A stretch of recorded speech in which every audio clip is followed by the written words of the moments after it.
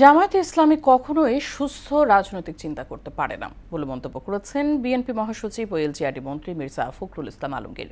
সকালে নয়াপল্টনে যৌথ সভা শেষে তিনি বলেন, দলটির অতীত ইতিহাস মানুষ ভুলে যায়নি, এজন্য জনগণ তাদের প্রত্যাখ্যান করেছে।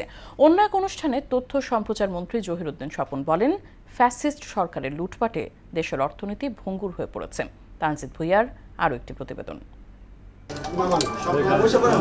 পয়লামের কর্মসূচি ঘিরে বিএনপির নয়াপল্টন কার্যালয়ে আয়োজিত যৌথ সভা শেষে গণমাধ্যমের সঙ্গে কথা বলেন দলীয় মহাসচিব ও স্থানীয় সরকার মন্ত্রী মির্জা ফখরুল ইসলাম আলমগীর।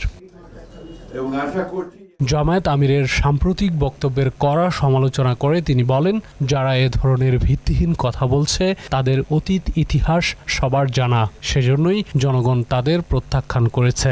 এই নির্বাচনটি ছিল এই কালের অর্থাৎ বাংলাদেশ সৃষ্টির পর থেকে সবচেয়ে নিরপেক্ষ, অবাধ এবং সুষ্ঠু নির্বাচন, এবং সেই সুষ্ঠু নির্বাচনের মধ্য দিয়ে বিএনপি তার জনপ্রিয়তার মধ্য দিয়ে 213টি আসন লাভ করে সেই সরকার গঠন করার সুযোগ পেয়েছে। সুতরাং জামায়াতে ইসলামের আমিরের এই বক্তব্য আমি আবার আমরা প্রত্যাখ্যান করছি, শুধু নয় নিন্দা জানাচ্ছি এবং ক্ষোভ প্রকাশ করছি। ষড়যন্ত্রের রাজনীতিতে বিশ্বাসীদের নির্মূল করার হুঁশিয়ারি দেন মির্জা ফখরুল। ভিন্নভাবে দেশকে আবার স্বৈরাচারের মধ্যে তারা নিতে চায় কিনা সেটা আমাদেরকে চিন্তা করতে হবে, এবং তাদের যে অতীত ইতিহাস, সেই ইতিহাস আমরা সবাই খুব ভালো করে জানি। সেই কারণেই সমগ্র জাতি অত্যন্ত সচেতনভাবে তাদেরকে প্রত্যাখ্যান করেছে, এবং আগামীতে যেন পুরোপুরি তাদেরকে নির্মূল করা যায় রাজনৈতিকভাবে, সেইভাবে আমাদেরকে কাজ করতে হবে। এদিকে জাতীয় প্রেস ক্লাবে এক আলোচনা সভায় তথ্যমন্ত্রী জহিরুদ্দিন স্বপন অভিযোগ করে বলেন, ফ্যাসিস্ট সরকারের লুটপাটের ফলে দেশের অর্থনীতি ভঙ্গুর হয়ে পড়েছে। আমাদের দেশের অর্থনীতি এতটাই ভঙ্গুর, এতটাই পঙ্গু বিগত সরকারের লুটপাটের কারণে আমরা এখানে একটা বড় বিশাল ঋণের বোঝা নিয়ে